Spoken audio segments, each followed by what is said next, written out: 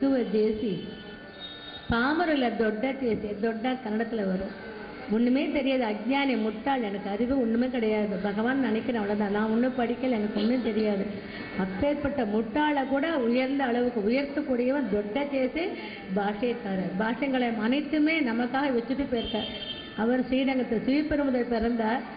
உலகத்திற்கெல்லாம் நாம மகிமையை கூறி ஸ்ரீரங்கத்தில் உடையவராக, இன்றும் அன்பில் உடையவராக, பாஷ்யங்களெல்லாம் நமக்கு அள்ளி தந்துவிட்டு அன்னமையா செப்பத்தகடுகளை தந்தார் என்றார். அவர் பாஷ்யங்களாக பல உரித்து இன்று நம்மை இந்த பாட வைத்திருக்கும் அந்த குருநாதனுக்கும் சத்குருநாதனாக இருக்கக்கூடிய ராமானுஜருக்கும் இந்த சகானாரக புஷ்பத்தினை சமர்ப்பிக்கிறோம். அல்ல ஒரு வரி சொல்ற, காக்கரி மதமுலெல்லாம் காலிபுச்சி பரமிட்டேன். அவர் வந்த காலத்துல மக்கள் காட்டு மிராண்டிகள், ஞானம் கிடையாது. இதுதான் இந்த சம்பிரதாயம். பாரத தேசம், பாரத தேசே பரத கண்டே ஜம்புத்வீபே, இந்த பரந்த அளவு இன்னைக்கு நம்ம பார்க்குற இந்த அளவு தான் இருக்கு.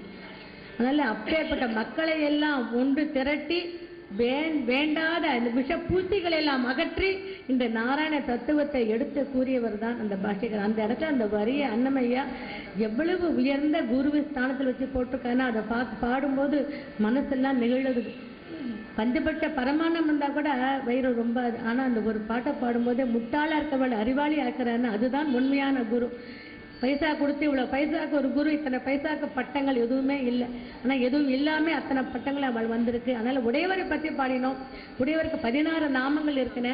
இந்த நேரமின்மை காரணமாக ஒரு 3 பாடல் சுருங்க கூறி விளக்குதல் என்பார்கள். அதனால் ஒரு டம்ளர் பாலில் ஒரே ஒரு துளி ரோசஸ் விட்டாலே போகிறோம், அதுதான் ரோஸ் மில்க். அந்த மாதிரி ரோஸ் மில்க் ஆட்டை தான் இப்போ இந்த கொடுக்குறோம். இன்றைக்கி உடையவருடைய நிறைவான ஒரு சகானா பாடலை பாடி ராமானுஜன சந்நிதிக்கு ஸ்ரீமான் நாராயணர் எழுந்தருளி இருக்கின்றார். இங்கேயே அரங்கில் இருக்கின்றார்.